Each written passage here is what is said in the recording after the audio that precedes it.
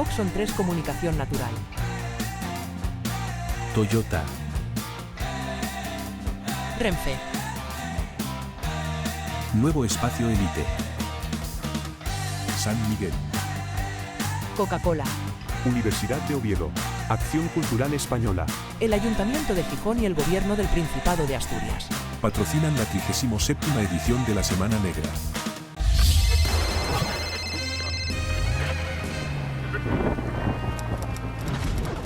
Muchísimas gracias a los organizadores de Semana Negra, que este año tienen este circo a 4 carpas que está siendo una verdadera locura y está engranándose todo perfectamente y funcionando como tiene que funcionar.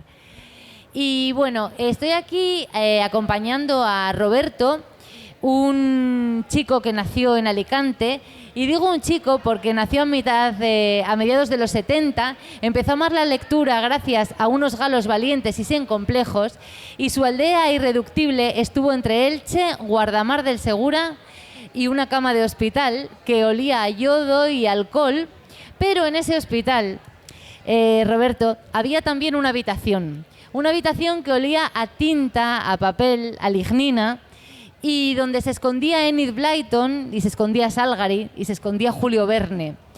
Y Roberto, bueno, había un buen puñado, como os digo, de escritores en esta habitación, cuyos pasos seguiría ese chico que estaba en aquella cama de hospital. Roberto, como también seguiría luego los pasos de aquellos que consiguieron sanarle o que le ayudaron a sanar, porque al final se sana uno mismo. Hablaremos de eso luego, Roberto.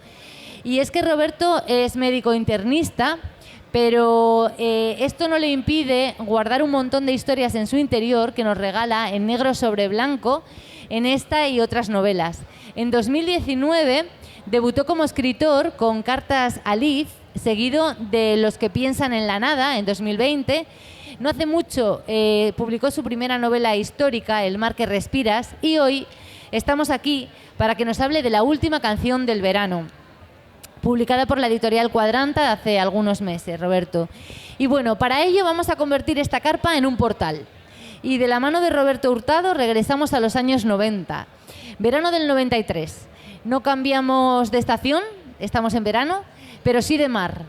Cambiamos el Cantábrico por el Mediterráneo, los patios de luces por las redes sociales, los cassettes por el Spotify, y en los bares no había wifi, pero se jugaba el dominó y los amigos nos esperaban acodados en la barra.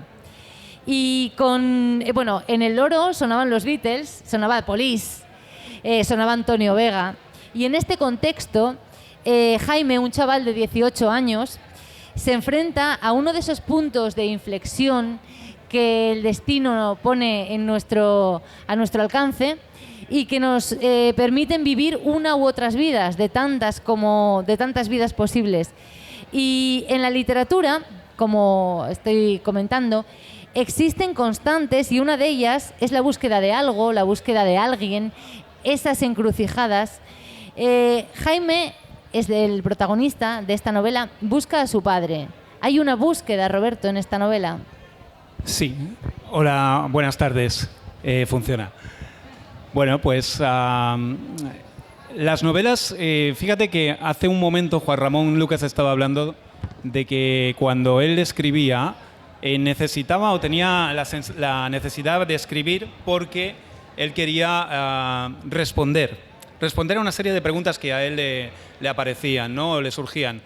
Esta es una novela de muchas preguntas que te surgen cuando ocurre algo importante, un hito en la historia de tu vida. Entonces, en esta novela, desde el principio, uno cuando comienza con el primer capítulo, el segundo capítulo, se va dando cuenta que a Jaime le ha pasado algo. Le ha pasado algo, y con esto no tengo por qué hacer spoiler, pero le ha pasado algo con el padre. Lo que pasa es que uno, según va leyendo, descubre que nada es lo que parece. Y esta es una historia en que nada es lo que parece, porque también hay otro evento importante. La novela empieza en un barrio popular, Elche. Yo le venía diciendo cuando me recibieron aquí el comité de la Semana Negra, que Gijón, en cierto modo, me recuerda mucho a Elche, porque es una ciudad industrial es una ciudad que ha crecido, que se ha hecho importante, que tiene rivalidad histórica con la capital de la provincia. Y entonces, bueno, resulta que todo empieza en un parque, en un verano de finales de los 80, de principios de los 90, y con un cadáver. Y claro, estos son los dos hitos de la novela. Un cadáver por en medio y un chaval de 18 años que está a punto de salir a la vida real. Precisamente mi segunda pregunta relacionaba a ese Jaime contigo, porque conoces muy bien el mundo de Jaime, las fábricas de calzado, el barrio, la pasión por rasgar las cuerdas del bajo, las dificultades para llegar a fin de mes. ¿Qué consejo o lección le darías tú a ese personaje desde la madurez de lo vivido, tú ahora, y de las décadas que te separan de aquella infancia? Hombre, el consejo es que si yo tuviera que volver con la edad que tengo ahora a esa época y conociera, pues es que es muy fácil, es muy sencillo, siempre nos resulta muy fácil decir, ojalá tuviera yo ahora 18 años con lo que pienso o con la mentalidad que tengo ahora, ¿no? Pero sí que es verdad que los 17, los 18, los 19 años son una época muy difícil. Si te toca principios de los 90 en un Elche en el que ha habido una reconversión industrial, que el calzado empieza a dejar de ser boyante, que empieza a haber más paro de lo habitual, o que por otro lado pues tienes la presión de que las familias tienen que cobrar a final de semana, no a fin de mes, porque hay que dar de comer a 4 hermanos, a 4 o 5 hijos. Yo si tuviera que darle un mensaje a ese Jaime es que persevere, que luche, que siga luchando por sus ideales, porque sí que es verdad que siempre teníamos, en esa época había una esperanza, un umbral de esperanza que era, bueno, yo voy a trabajar, pero también puedo ir al instituto por la noche, puedo formarme, puedo acabar siendo profesor de literatura, o puedo ser lo que yo quiera, pero simplemente había que hacer el esfuerzo. A veces en algunas familias eso era muy difícil, era muy difícil. Yo recuerdo, por ejemplo, en mi mismo barrio, que realmente éramos 4 los que pudimos luego dedicarnos a tener una profesión de corte universitario. Pero sí que es cierto que, bueno, era una época que quizá nos llenaba la prisa por intentar tener una moto, por intentar tener un coche, por tener un poder adquisitivo que no podíamos conseguir. Y que ahora, desde esta perspectiva, yo ahora diría, fíjate, a lo mejor no hubiéramos tenido que tener tanta prisa. Y eso es uno de los mensajes que yo le daría a ese Jaime que está muy perdido, porque con 18 años puedes estar muy perdido, igual que en otras épocas de la vida, pero es que precisamente estás saliendo de una adolescencia, estás saliendo de un gran trauma y tiene un dilema que es ¿cómo le voy a decir yo a mis padres que yo no quiero ser abogado, yo quiero ser maestro, quiero dedicarme a la música? Hay una serie de cosas que nunca he sabido o no he podido confesar. Sí que es verdad que era una época en que era más difícil, yo no sé ahora, pero bueno, yo lo sé porque también soy padre, pero quizá era una época que era más difícil estar cerca de los padres, porque si es que había una especie de abismo entre las mentalidades de unos y las mentalidades de otros. Entonces, era muy difícil explicarle a unos padres, papá, mira, sé que te has sacrificado, sé que toda la familia ha estado trabajando para que yo pueda estudiar, pero ahora no voy a estudiar lo que tú quieres. Eso es complicado. Lo que pasa es que en aquella época sí que había aquella cultura y normalmente se daba, era así, de estudia, esfuérzate y podrás conseguir algo, ¿no? Quizás ahora, y esto sí que me gustaría comentártelo, que lo comentáramos, quizás ahora con el tema de la robotización, de las redes sociales, estos trabajos que, es decir, hablamos de una fábrica de calzado, algo tan artesanal como eso.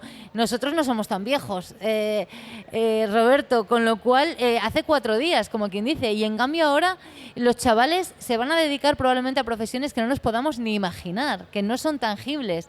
Entonces, ¿tú crees que esta historia que estás contando, este viaje, porque al final es un viaje existencial y un viaje al interior del personaje, sería posible a día de hoy? ¿Cambiaría mucho con el tema de las redes sociales, la inteligencia artificial y la sociedad tal y como la estamos viviendo ahora?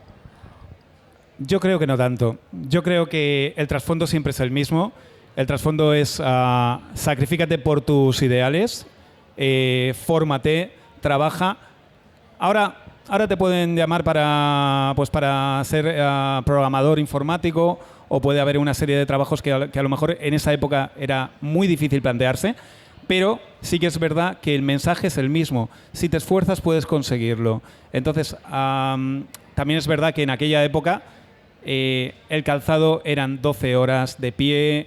Luego había mucha evidencia de enfermedades secundarias, pues como aquí habéis tenido el tema de la minería, pues allí teníamos la parálisis del calzado, teníamos una serie de enfermedades asociadas a ese esfuerzo, a ese sacrificio de gente que entraba a las 7 de la mañana a la fábrica, paraba a la 1 para comer y a las 3 en punto tenía que estar otra vez hasta las 7 de la tarde.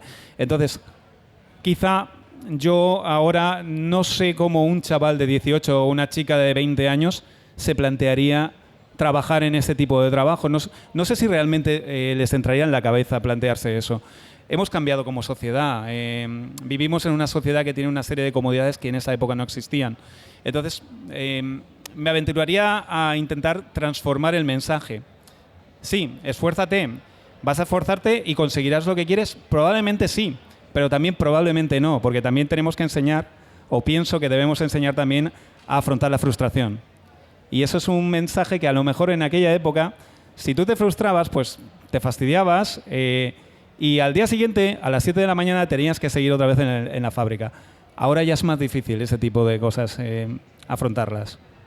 Ahora miras el TikTok y claro, te frustras totalmente porque no conseguiste, la verdad es que sí, habría que trabajarlo. Hablábamos antes del tema de la novela negra como justificación, ¿no? Porque aquí sí hay un crimen, pero hay un cadáver. Pero el cadáver en realidad es un instrumento que tú utilizas, igual que utilizas el bajo probablemente, solamente para dejarnos, para hacernos reflexionar sobre cuestiones que realmente a ti te preocupan, ¿no? ¿Qué cuestiones son esas, Roberto? A ver, la historia, si uno la lee, si uno la ojea, puede pensar que es una historia policíaca, porque hay una parte que es completamente policíaca.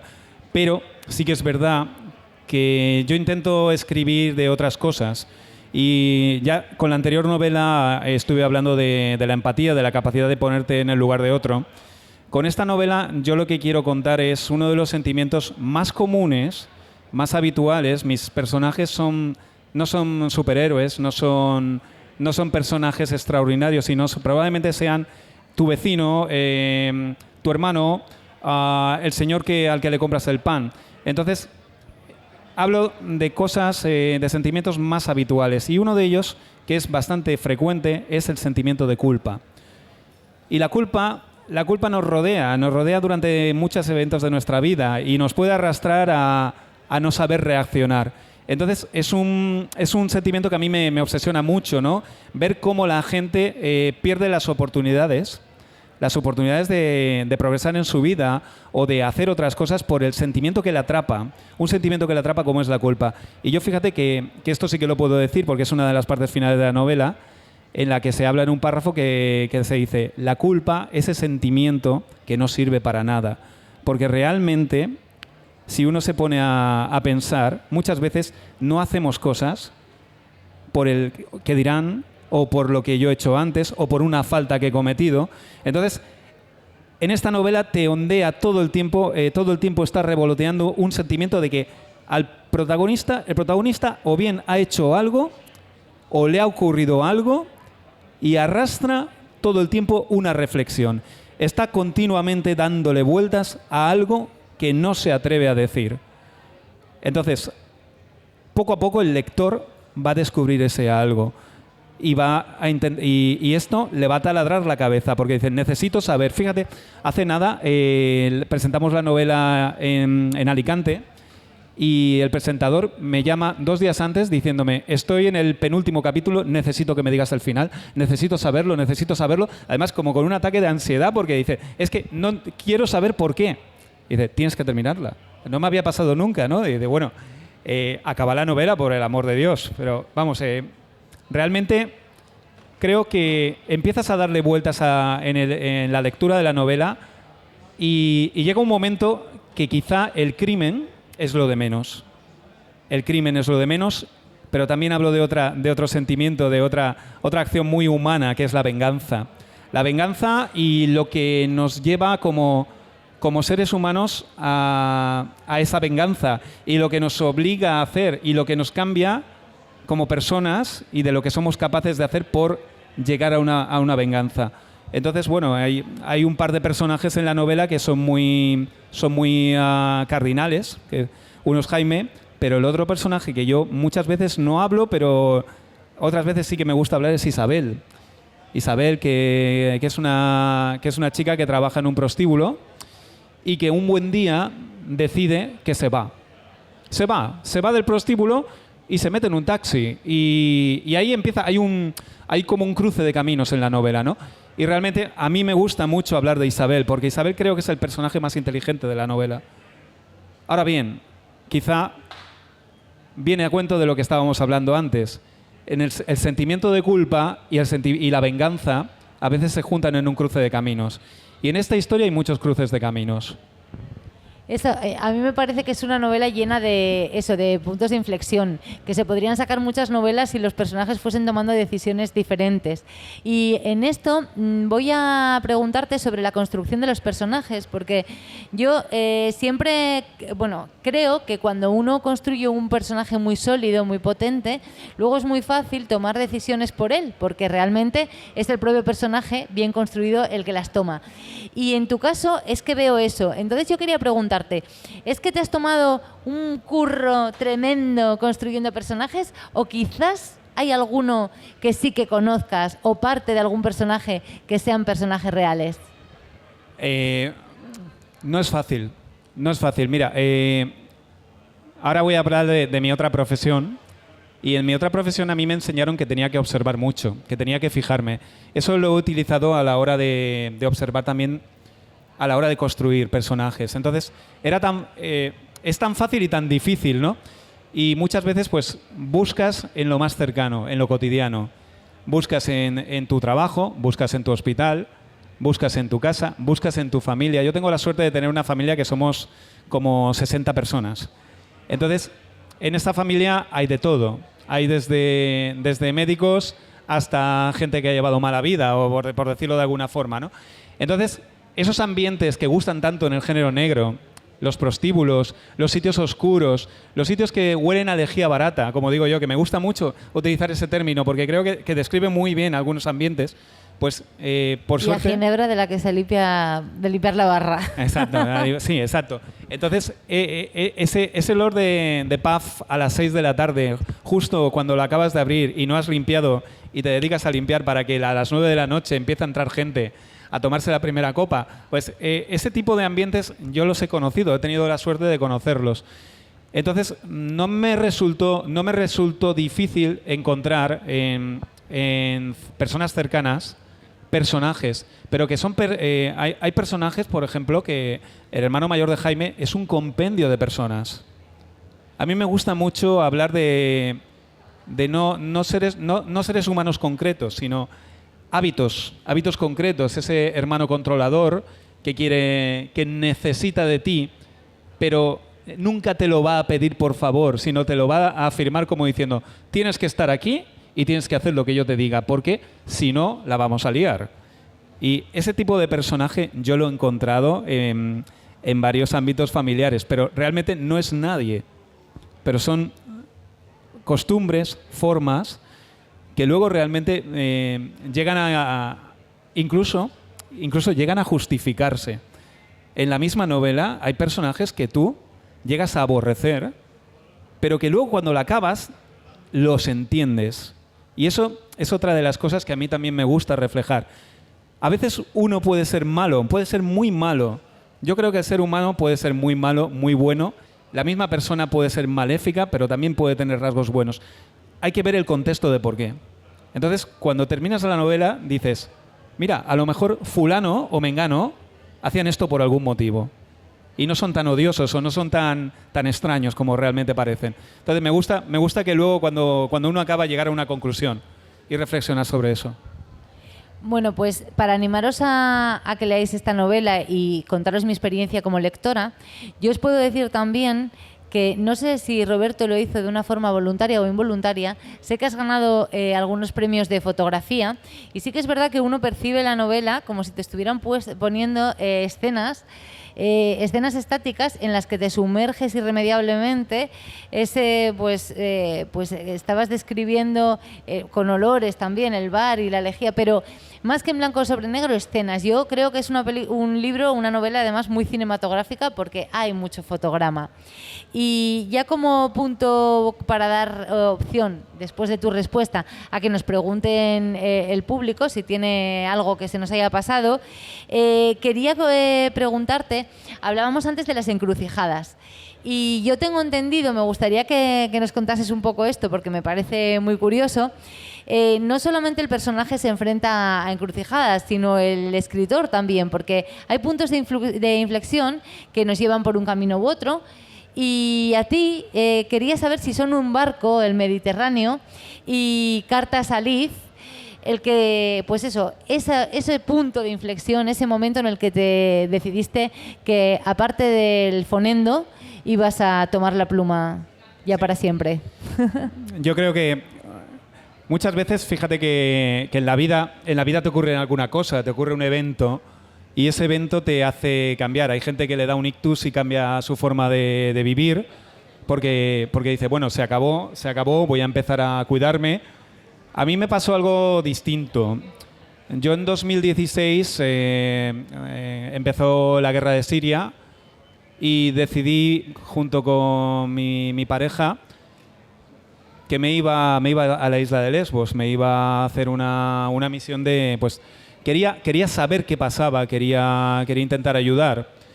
La verdad es que la época de la isla de Lesbos en 2016 fue creo que uno de los acontecimientos más, y no me malinterpretéis, más románticos que he conocido, y leyendo literatura, leyendo a Orwell, leyendo a Hemingway, pues uno piensa en los románticos de la guerra civil que vinieron a ayudar al bando republicano, ¿no?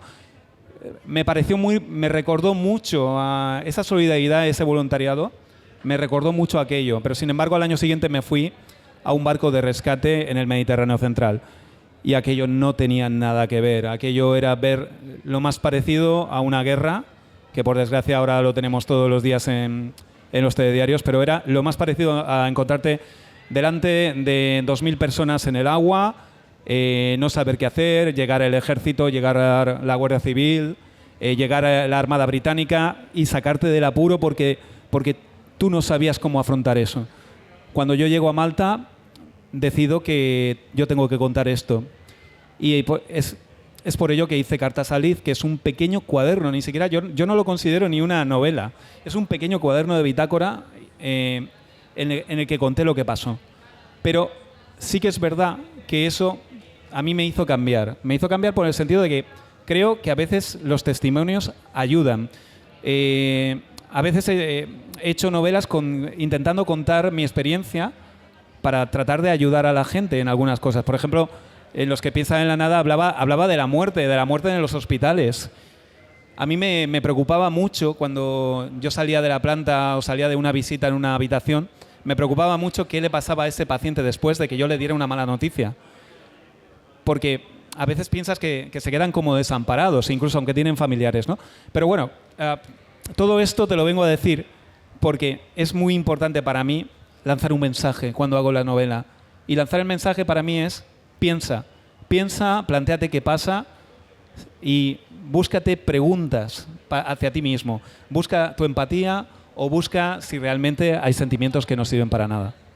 Bueno, pues ya solamente queda que busquéis la respuesta en esta novela, que a mí me ha hecho disfrutar mucho. Como os digo, me voy con un montón de fotografías, con muchas preguntas, con muchas respuestas también. La última canción del verano, de Roberto Hurtado. Y si queréis que os firme el libro, va a estar en aquella mesa de la izquierda enseguida. Y sentimos que esto sea tan cortito, sabemos que se os pasa enseguida, pero ya sabéis lo que es la Semana Negra y tenemos 30 minutillos nada más. O sea que aprovechad y seguro que le podéis robar unos cuantos a Roberto ahí en la mesa. Muchas gracias. Oxon 3 Comunicación Natural. Toyota. Renfe. Nuevo espacio Elite. San Miguel. Coca-Cola, Universidad de Oviedo. Acción Cultural Española. el Ayuntamiento de Gijón y el Gobierno del Principado de Asturias. Patrocinan la 37ª edición de la Semana Negra.